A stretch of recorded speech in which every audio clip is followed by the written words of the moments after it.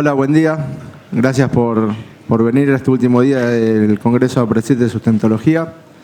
Mi nombre es Juan Martín Maisterrena, soy de la Regional Mar del Plata de APRESID. Estamos por empezar el taller de herramientas para el manejo de cogollero en maíz, que lo van a dar Hernán Villegas y Ulises Gerardo. Hernán Villegas es ingeniero agrónomo egresado de la Universidad Nacional de Córdoba, especialista en protección vegetal de la Universidad Católica de Córdoba. Actualmente Product Manager de insecticidas y tratamiento de semillas de Corteva en la división agrícola Dow DuPont y miembro de IRAC Argentina. Y Gerardo es desde el 2006 profesor en zoología en la Universidad Nacional de Río Cuarto y desde 1995 Crop Agronomist en Dow DuPont. Ingeniero agrónomo también, de Corteva. La modalidad del taller va a ser 20 minutos de exposición y luego 20 minutos de preguntas. Levantan la mano y les pasamos el micrófono, así se puede escuchar bien después en la grabación. Por favor, les pedimos que apaguen los celulares y que no fumen adentro de la sala. Gracias. Buenos días a todos. Muchas gracias por asistir y muchas gracias a APRESID por el espacio. Cuando hablamos de cogollera como plaga, para los que les gustan las malezas, traigan a la cabeza a la maleza más complicada en adquirir resistencia a muchos modos de acción. En este caso, vamos a hablar un poquito del ciclo de cogollero. Los adultos, las mariposas, pueden vivir entre 10 y 15 días, en promedio en la Argentina 10 y 12, las hembras. Ponen hasta 1000 huevos en diferentes posturas. Son uno de los únicos lepidópteros que a esas posturas las cubren con las escamas que tienen en las alas, con lo cual los insecticidas que podrían llegar a esa postura no llegan y no pueden ejercer su acción por contacto cuando después la larva neonata se alimenta del corión. Nacen esas larvitas, las larvitas recién nacidas son caníbales, con lo cual la bibliografía habla de que por planta siempre vamos a tener un cogollero. Hemos visto otras situaciones a campo, a veces más de uno, o en la espiga, porque también ataca la espiga, se han visto más de una. A campo en la Argentina podemos tener 3 a 4 generaciones. En laboratorio se pueden llegar de 8 a 12. De 14 a 22 días dura el tiempo de los íntares larvales, que al campo son 6 íntares. En laboratorio se puede llegar a tener 9 estadios larvales. Esto es muy importante en la duración y en el tiempo, porque desde la eclosión del huevo, larvita L1, hasta cuando se hace cogollera L3, pueden transcurrir 7 días, 5 días o 4 días, dependiendo de lo que es la temperatura. Entonces hay que tener cuidado en dónde estamos, la temperatura, para el monitoreo, hacerlo en más o menos tiempo.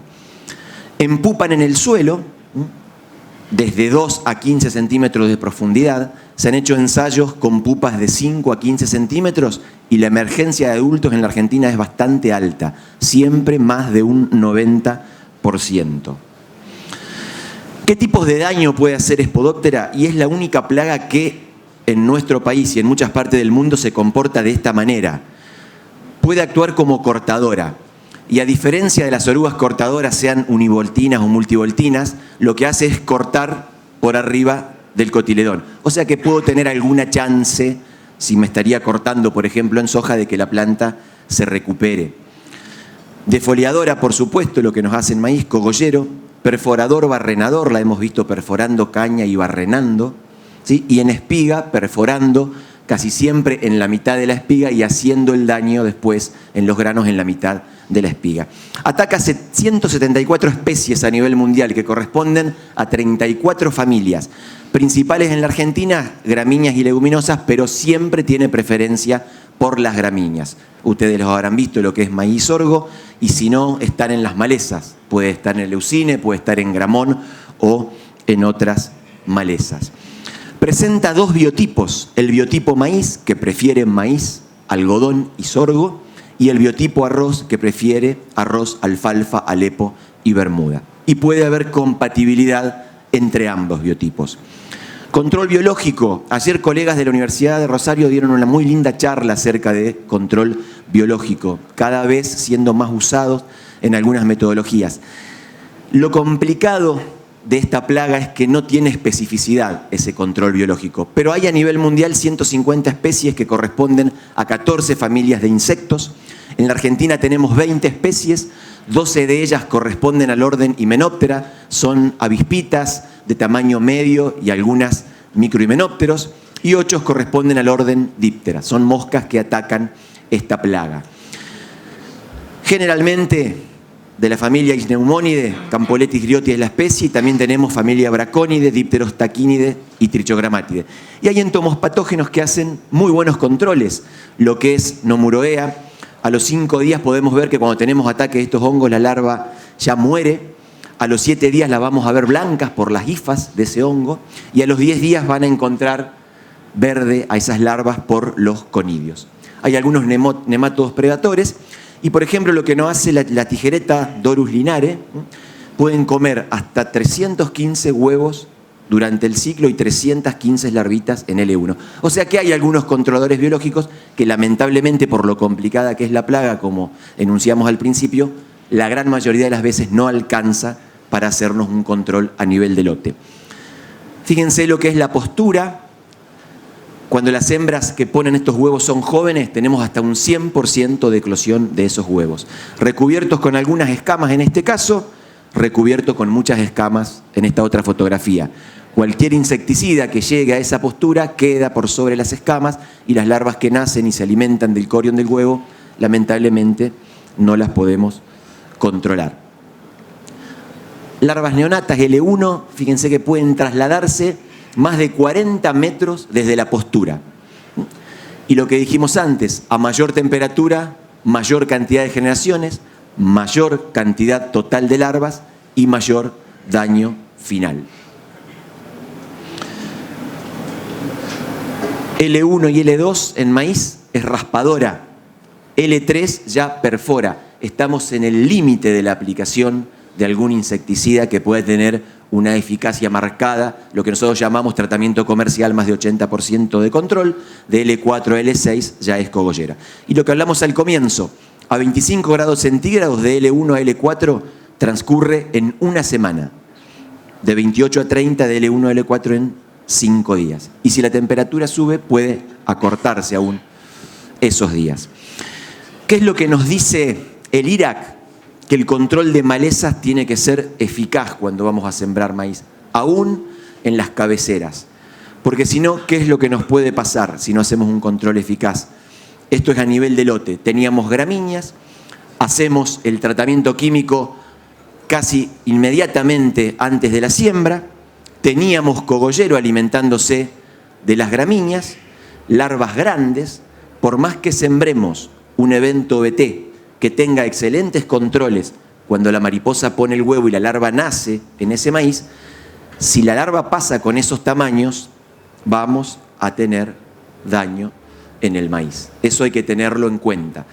Nosotros en la provincia de Córdoba, que tenemos un altísimo porcentaje de siembra de maíz de segunda, superando muchas veces el 80% versus lo que es la primera, si dejamos alguna cabecera sin controlar o tenemos malos controles después en esos eleucines, podemos llegar a tener cogollera que se va a estar alimentando de la maleza y después va a pasar con esos tamaños grandes al maíz y me va a hacer un daño, en donde el evento ya no puede controlar esos tamaños y la aplicación de cualquier insecticida con esos tamaños también es más complicado de hacer un control eficiente.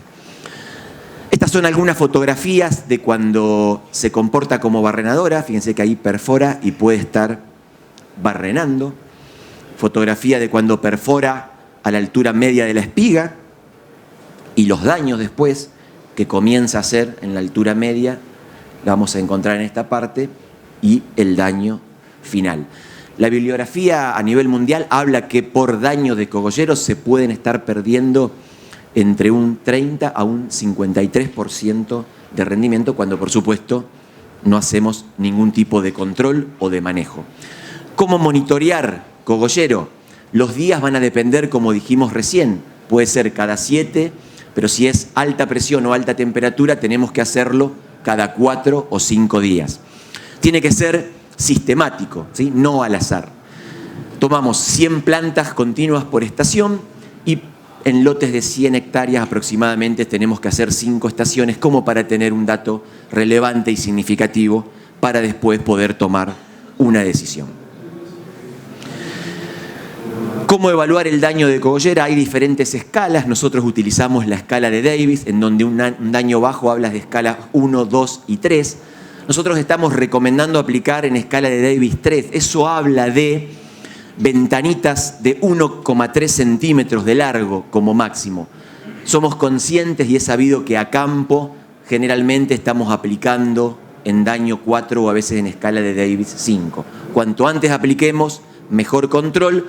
Cuando estemos pasados de la escala 3, vamos a tener que elegir algún insecticida que además de darnos un buen control cuando la larva es chica, tenga volteo como para poder hacer un control más eficiente y más eficaz. Le doy el paso a Hernán. Gracias. Bueno, un poco la primera parte de este taller fue justamente ver estos aspectos biológicos y cómo funciona la plaga. Y sobre todo, creo que hablábamos con Ulises cuando armábamos el taller, lo más importante, el tiempo, ¿no? No se olviden de los datos que mostraba Ulises respecto a cuánto pasa desde que nace hasta que llega a L3, de cuánto pasa hasta que es L4, hasta que se mete dentro del cogollo, ¿sí? Porque todos esos son factores que influyen en la toma de decisiones, o mejor dicho, que cuando uno va a campo terminan repercutiendo en lo que es la calidad de aplicación, ¿sí? Y vamos a entrar un poquito en eso, en cuáles son las herramientas que tenemos para controlar esta plaga, que Ulises decía es una de las más complicadas de las que tenemos en Argentina. Hoy tenemos 3 herramientas disponibles: la biotecnología, el tratamiento de semillas y las aplicaciones foliares, ¿sí? Sinceramente, si la expectativa de ustedes al venir al taller era que nosotros les contáramos muchas novedades en todo esto, capaz que los defraudamos un poquito, ¿sí? Parte del mensaje que les venimos a dar, y lo voy a repetir por ahí 2 o 3 veces en 10 minutos, es que esto que está acá, en cuanto a herramientas disponibles, es acotado. Entonces, la única opción que tenemos para los próximos 5, 7, 10 años es cuidar lo que tenemos. Vamos a ir viendo algunos detalles de las 3 herramientas. Primero, algo que es bastante básico, seguramente la gran mayoría de ustedes ya lo conoce, que es cómo actúa un trade o cómo actúa una proteína BT, ¿sí? Lo más importante que se deben de esto es que es por ingestión, o sea, la oruga tiene que consumir tejido vegetal, aunque a veces no lo veamos, sea tan pequeño el consumo que parece, es un término que no me gusta para nada, de plástico el maíz, porque apenas consume algo ya se muere y esa mordedura es invisible. Y una vez que consume parte del tejido vegetal, actúa la toxina dentro del intestino de la oruga y así la larva muere. Si ustedes, ya vamos a repasar en el slide siguiente cuáles son los trades que están disponibles en el mercado. Ustedes seguramente los conocen y van a ver que hoy la tendencia es a apilar, digamos, a montar un trade sobre el otro, ¿sí? ¿Por qué hacen eso las compañías semilleras? ¿Por qué hacemos eso? Esencialmente porque lo que logramos es mayor durabilidad de las proteínas, ¿eh? Si ustedes ven acá que tenemos el porcentaje de cumplimiento de refugio como una variable, que es muy importante, por no decirle la más importante, y el número de generaciones que tenemos hasta que aparezca la resistencia para un caso de un trade apilado, digamos, con 2 proteínas y otro con una sola. La diferencia es bien notable. Entonces, si quieren, ¿cuál es el razonamiento de esto? Es que es muy difícil que una misma oruga genere resistencia o tenga las mutaciones que me generan la resistencia para 2 proteínas, siempre hablando de modos de acción diferentes, ¿sí? Obviamente las 2 proteínas tienen que funcionar. ¿Cuáles son los eventos que tenemos aprobados en Argentina? Desde el primero, que fue el MG, hasta los últimos, ¿sí? Y su eficacia para Spodoptera. Los primeros no tenían como plaga target la Spodoptera. El HX, que fue el primero, de los que sí eran específicamente para controlar Spodoptera. El Intrasec, que contenía la misma proteína. Son eventos que ya están demostrados y escritos que han perdido completamente la eficacia para controlar la plaga, ¿sí? Acá Todos hicimos las cosas mal y perdimos la efectividad de estos trades. Posterior a eso surgieron otros eventos con otras proteínas, ¿sí?, de los cuales ya estos tienen, digamos, hemos detectado a campo daño no esperado. Decimos daño no esperado cuando la oruga supera determinado tamaño y produce perforaciones en las hojas, ¿sí? Cuando tenemos esas perforaciones ya es una alerta de que esto, digamos, está teniendo algunos individuos que no son controlados por la tecnología. Y por último, una serie de eventos, que son estos 4 que están acá, que tienen un denominador común, que es la proteína VIP, ¿sí? O sea que si hablamos de herramientas en biotecnología eficaces, altamente eficaces, hoy tenemos una sola, que es cualquiera de los eventos que contenga esta proteína VIP. Y obviamente va a ser mejor, aún con este dato, va a ser mejor que tengamos ese VIP sumado o apilado con otras proteínas que nos ayuden a prolongar la vida útil. De este gráfico ya lo conocen todos porque estamos hablando de biotecnología y estamos hablando de cuidar la biotecnología, y no hay duda, hay muchísimos modelos de compañías, de privados, de universidades en distintas partes del mundo que demuestran que la variable que más impacta sobre la perdurabilidad de la tecnología es el refugio, ¿sí? Vamos a sumar a esto otras cosas para lograr que esto sea todavía mayor, pero nada impacta tan fuertemente como impacta el refugio. Esto lo conocen, es un cultivo BT, ¿sí?, donde se me están generando individuos. Hay individuos susceptibles que obviamente van a morir con la toxina y algunos resistentes que sobreviven, y en un refugio donde deberían sobrevivir todos los susceptibles y los resistentes. Lo vemos acá, en un BT sin refugio, o sea, el BT solo, ¿sí?, genera individuos resistentes. Esa resistencia, para explicarla fácilmente, se interpreta como cigota, o sea, digamos, cuando cruzo un resistente con un resistente, tengo orugas resistentes, mientras que si cruzo un resistente con un susceptible, tengo hijos susceptibles, ¿sí? Esta explicación tiene como 15 años y creo que todavía sirve y todavía la tenemos que seguir repitiendo porque es el fundamento esencial para que la gente haga refugio. Esos hijos susceptibles pueden ser controlados por la tecnología BT. Hasta ahí, biotecnología. Después vamos a cerrar viendo un resumen de cómo interpretamos nosotros que se tienen que manejar las tres herramientas juntas. Ahora, tratamiento de semillas, ¿sí? Cuando hablamos de tratamiento de semillas, esencialmente estamos hablando de productos que tengan la capacidad de controlar la plaga a la cual estamos hablando, ¿sí? Hoy por hoy, la mayor parte de las semillas en Argentina, si no es el 100%, vienen tratados con neonicotinoides. Los neonicotinoides, independientemente de cuál fuese, no están pensados ni tienen un control eficaz sobre lo que es cogollera, ¿sí? Lo que sí hay en tratamiento de semillas disponible, de las cuales, bueno, una es Corteva, que es la empresa por la que estamos acá, pero no es el único, también hay otro producto en la competencia, son diamidas para tratamiento de semillas. Las diamidas son eficaces en lo que es control de Podoptera.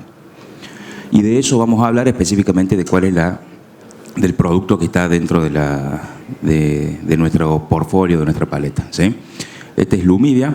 El activo seguro lo conocen porque es, digamos, muy usado a nivel de aplicaciones foliares, tanto en soja como maíz, es clorantraniliprole, ¿sí? Este producto, ustedes, los productores técnicos, no lo van a comprar y se lo van a agregar a la semilla, ¿sí? Lo que sí las compañías tenemos la necesidad de incorporarlo en los híbridos para que ya esté disponible y nos esté ayudando a prolongar la vida útil. ¿Por qué prolonga la vida útil de un trait? ¿Sí? Recién Ulises explicaba que en condiciones de campo en Argentina nosotros tenemos 3 o 4 generaciones de Spodoptera al año, ¿sí? Lo que estamos haciendo, poniéndole un producto que funciona para controlar Spodoptera en la semilla, es someter al menos una de esas generaciones a un control de un modo de acción diferente, ¿sí? No es exactamente así, pero para que lo tengan a nivel gráfico es como si además le pusiera un trait más que por lo menos me dura las primeras 4 hojas. ¿Sí? Que es lo que estoy cubriendo con estos productos. Entonces, un modo de acción más por lo menos para una generación, que no es poco decir en un lugar donde tenemos 3 o 4 generaciones al año. Bueno, después cómo actúa, seguramente eso ya lo conocen del resto de los productos. Acá algunos datos para que entiendan qué hace el producto, ¿sí? Esto, cada cuadradito, cada puntito que ven ustedes ahí es una planta, es una sumatoria de un grupo de ensayos donde hubo presión de plaga y corresponde a la escala de Davis. O sea, lo que estamos viendo es a los 21 días es mucho más de lo que nosotros decimos que se controla el producto, ¿no? 4 hojas son 14, 16 días a lo sumo.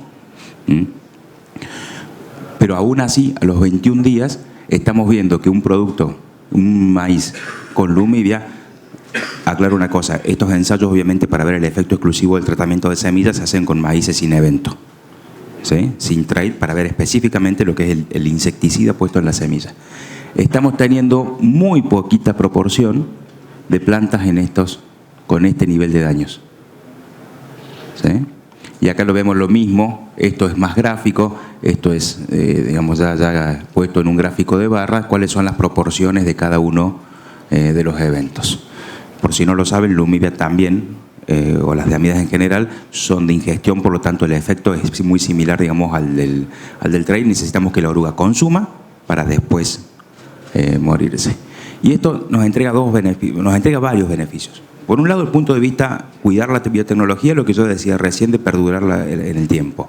Por otro lado, el efecto productivo directo, digamos, estamos ahorrando daño, digamos, estamos evitando daño por parte de la cogollera, y además también podemos generar un ahorro de aplicaciones, ¿sí? Y si no llega ese ahorro de aplicaciones, lo que sí logramos cuando tenemos que ir a hacer una aplicación es tener el tamaño de las orugas mucho más homogéneo, ¿sí? Y eso ustedes lo pueden ver acá. Mientras que sin el producto tenemos una dispersión importante de daño, dentro de esta dispersión estamos viendo que todo lo que diga desde el 1 hasta el 5 o 6 es de muy difícil control. ¿Tá?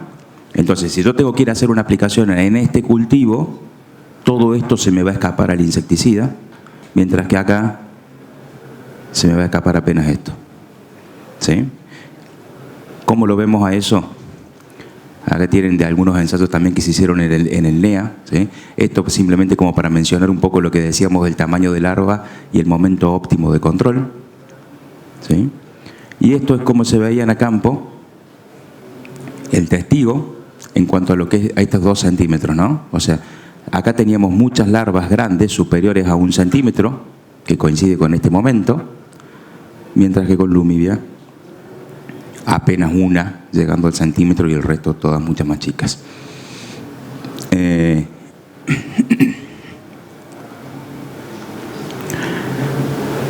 Ahora, tratamiento de semilla no es la única opción, nos queda aplicaciones foliares. Y como el experto en eso es Ulises, le paso el micrófono. Gracias, Hernán. Con respecto a aplicaciones foliares, como pueden ver ustedes en la transparencia, hay un montón de modos de acción y un montón de ingredientes activos. ¿Qué tiene de particular cogollero que hemos visto nosotros con el tiempo? Organofosforados como el clorpirifos, año a año hemos tenido que ir aumentando dosis, vemos en el campo controles menores y a la vez, entre una aplicación y otra aplicación, cada vez vemos menos persistencia. Piretroides nunca tuvieron buenos controles, tenemos los problemas que tienen los piretroides con las altas temperaturas. Vamos a hablar nosotros de lo que son las espinocinas, de lo que es Spinetoram, ¿sí? Hay otros grupos, como pueden ver ahí, que también pueden ser aplicados. El insecticida Exal es una espinosina. Es un producto que tiene una excelente acción por contacto e ingestión. Y esto significa volteo. Para lo que es una plaga como cogollero, es espectacular contar con una herramienta que tenga volteo. Y a la vez le sumamos que es clase 4, banda verde, que hoy por hoy es lo que se busca a la hora de aplicar un insecticida. 80 centímetros por hectárea es la recomendación de uso de Exal, que pertenece a lo que es la clase Naturalite, en donde hay 2 espinocinas solamente, Spinosat, que fue la primera, marca comercial Tracer, y Spinetoram, que es Exal.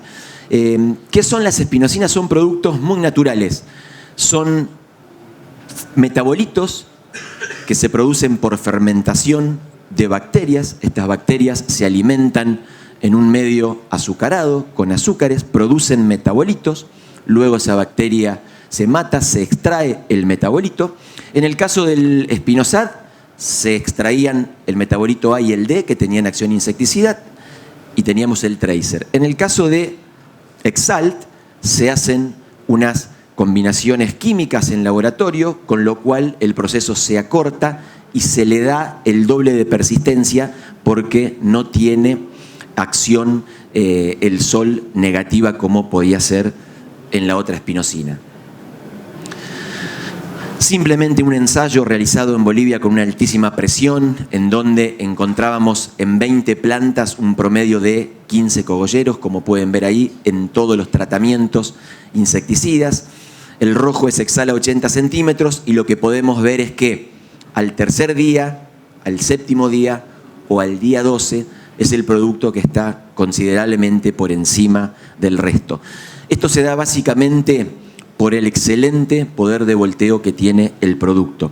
Cuando uno lo pueda comparar con un producto de la competencia, los productos de la competencia lo van a tener que aplicar lo más antes posible para que las larvas más pequeñitas puedan ingerir lo que es el tratamiento. Este producto nos permite por ahí irnos un poquitito con larvas un poco más grandes. Un demo que se hizo acá en la Francia, en donde más o menos indica lo mismo.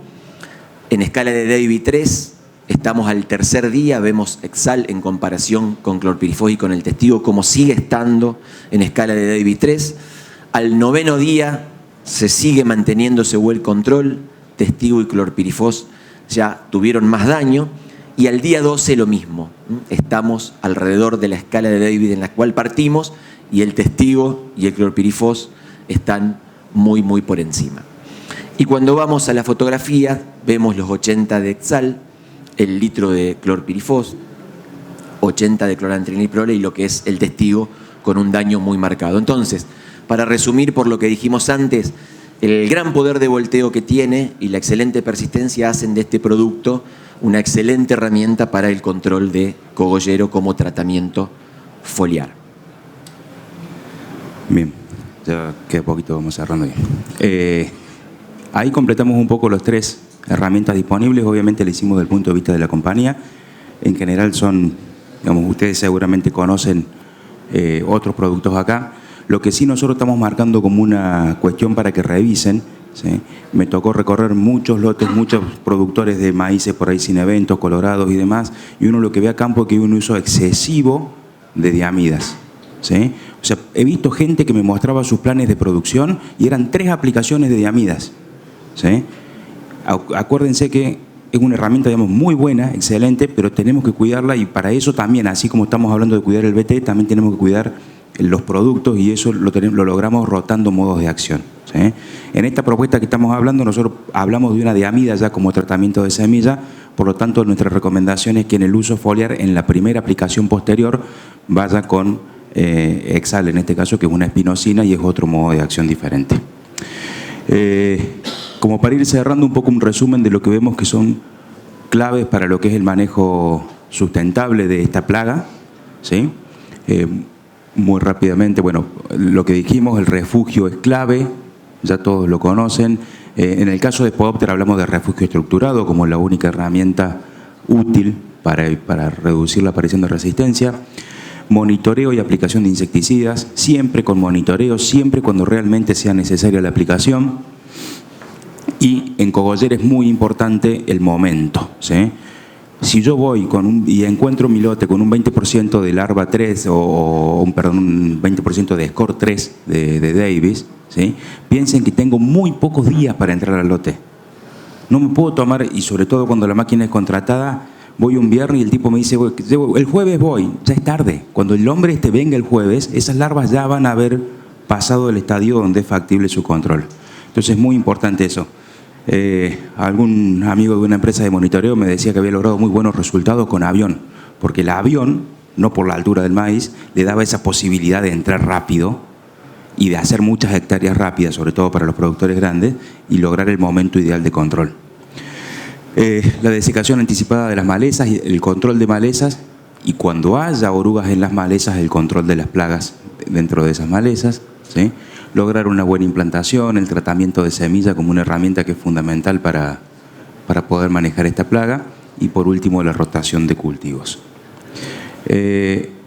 Ahí las conclusiones, si quieren, si les puedo pedir 2 segundos, no lean, no importa, digamos, tanto lo que está escrito ahí, lo pueden repasar o lo van a tener después en el video para ir viendo punto por punto, pero lo que me gustaría que se lleven de este taller, o el mensaje que nosotros venimos a transmitir, es que cada uno de ustedes, como decisores, técnicos, productores, tomen conciencia de lo que estamos hablando con esta plaga, ¿sí?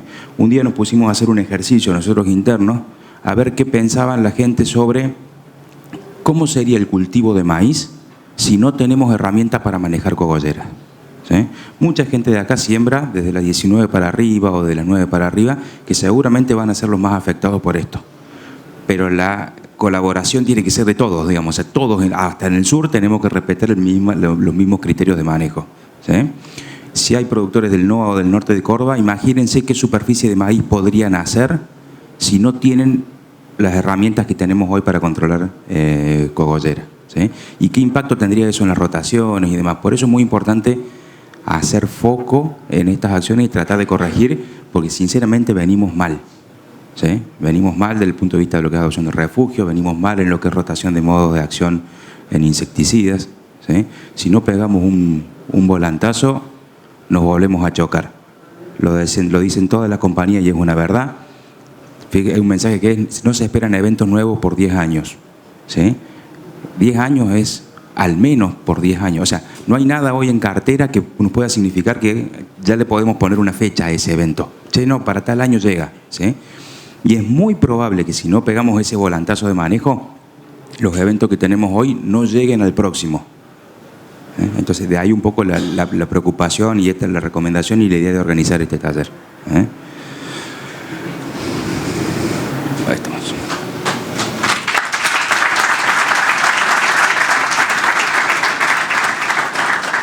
Gracias, Hernán. Gracias, Ulises. Hay un tiempito para unas preguntas.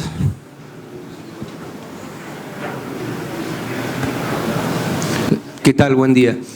Bueno, una de las consultas es un tema que viene haciendo ruido.